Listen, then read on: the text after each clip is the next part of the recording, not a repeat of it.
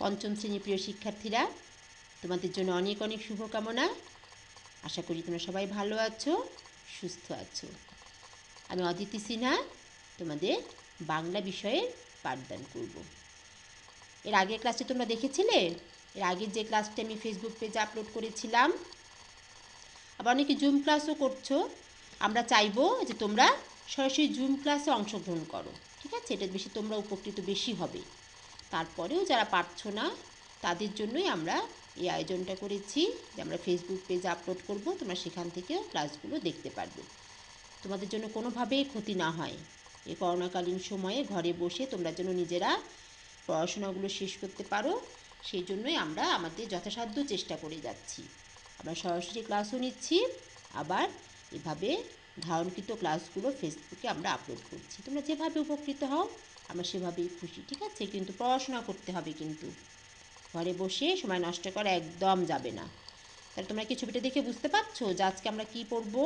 এটা আগেও আমি দিয়েছিলাম, এই দেশ এই মানুষ, এর দ্বিতীয় অংশ করব। একটি গদ্য বা পদ্য তো একবারে ক্লাসে শেষ করা যায় না, 2 বার 3 বার 4 বারও লেগে যায়, ঠিক আছে? সে অংশগুলো আমি আস্তে আস্তে ক্লাসে যেভাবে করাবো, জুম ক্লাসে তোমাদেরকেও সেভাবে দিয়ে দেব। তাহলে আজকের ক্লাস থেকে আমরা কি শিখব?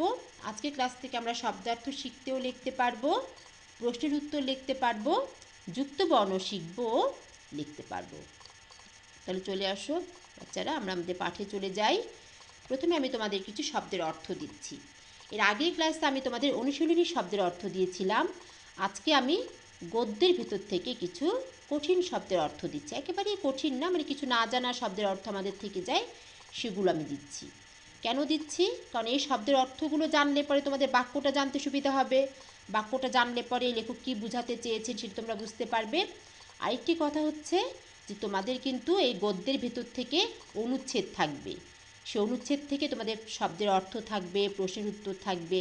তখন যেন তোমরা শব্দের অর্থগুলো পারো, সেই জন্য তোমাদের এই শব্দের অর্থগুলো শেখানো, ঠিক আছে? এছাড়া তোমাদের সমার্থক শব্দ থাকবে, সমার্থক শব্দের জন্যও কিন্তু তোমাদের শব্দের অর্থ জানতে হবে, ঠিক আছে বাচ্চারা? চলে এসো। দেখো, গৌরব, মহিমা, গরিমা, আপনজন, আত্মীয়, আপনার লোক, পরস্পর, একে অন্যের সাথে, উৎসব, পার্বণ, আবার পার্বণ মানে উৎসব, ধাঁচ, আকৃতি বা আদল, বলে না যে এই ধাঁচের, গোল ধাঁচের বা গোল আকৃতির, ত্রিভুজ আকৃতি, সেটা ধাঁচ, আকৃতি। আদল, আদলও হয়। বৈচিত্র্যময় হলো চিত্র বিচিত্র। এই গেল তোমাদের কিছু শব্দের অর্থ। এরপরে আসো আমি তোমাদের কিছু সংক্ষিপ্ত প্রশ্ন দেব, সেগুলোর উত্তর তোমাদের লিখতে হবে।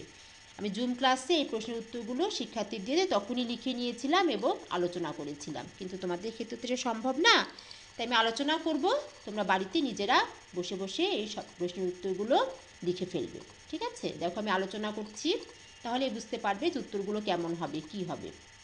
বাংলাদেশের পার্বত্য জেলাগুলোতে কারা বসবাস করেন?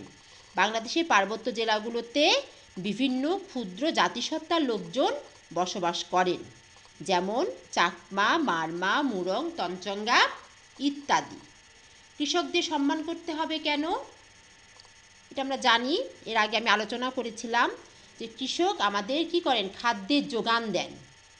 কৃষক ফসল ফলানোর জন্য আমরা কি করি? খাদ্য পাই। তাই কৃষকদের আমাদের সম্মান করতে হবে এবং সমস্ত পেশাজীবীদের আমাদের সম্মান করতে হবে, ভালোবাসতে হবে। আমাদের ধর্ম, পোশাক, পেশায় ভিন্নতা থাকলেও মিল কোথায়? আমাদের ধর্ম, পোশাক, পেশায় ভিন্নতা থাকলেও আমাদের মিল, আমরা সবাই বাঙালি বা আমরা সবাই বাংলাদেশের অধিবাসী, আমরা সবাই বাঙালি। তোমাদের মতো করে নিজেরাই লিখে ফেলবে সুন্দর করে। মুসলমানদের প্রধান দুটি উৎসবের নাম কি? মুসলমানদের প্রধান দুটি উৎসবের নাম ঈদ উল ফিতর এবং ঈদ উল আজহা।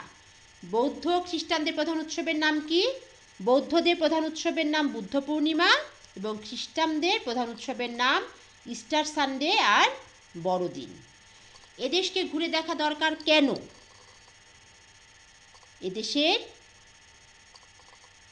এদেশকে ভালো করে জানবার জন্য, দেশের মানুষকে ভালো করে জানার জন্য দেশকে ঘুরে দেখা দরকার। সুজলা সুফলা শস্য শ্যামলা আমাদের এই বাংলাদেশ, বাংলাদেশের বিচিত্র রূপ দেখার জন্য এ দেশকে সুন্দরভাবে জানবার জন্য এবং দেশের মানুষকে জানার জন্য এ দেশকে ঘুরে দেখা দরকার। ঠিক আছে, এভাবে লিখবে। দেশ মানে কি?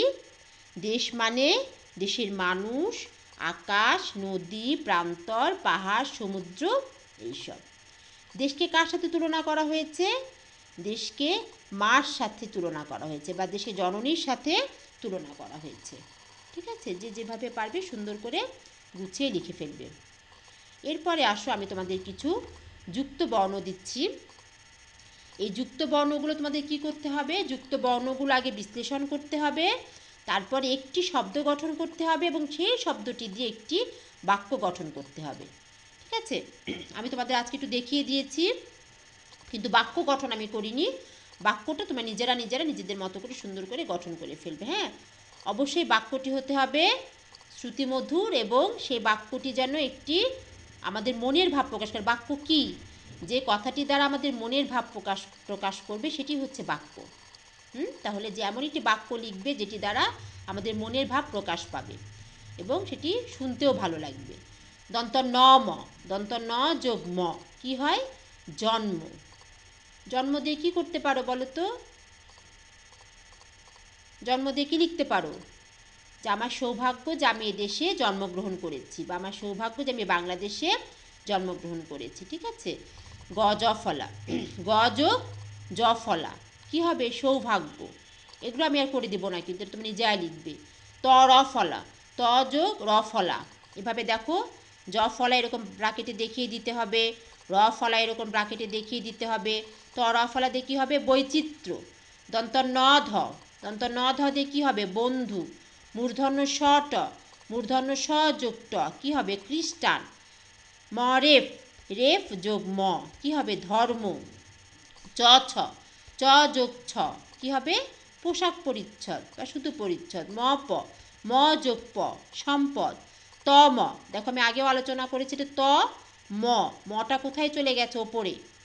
এটা হচ্ছে ত ম, ত যোগ ম আত্মীয়।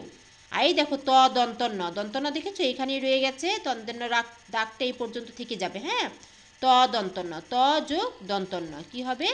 যত্ন।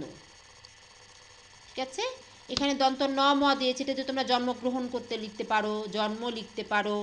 ঠিক আছে, জন্মগ্রহণ লিখতে পারো, যে যেটা ভালো হবে সুন্দর করে লিখে ফেলবে।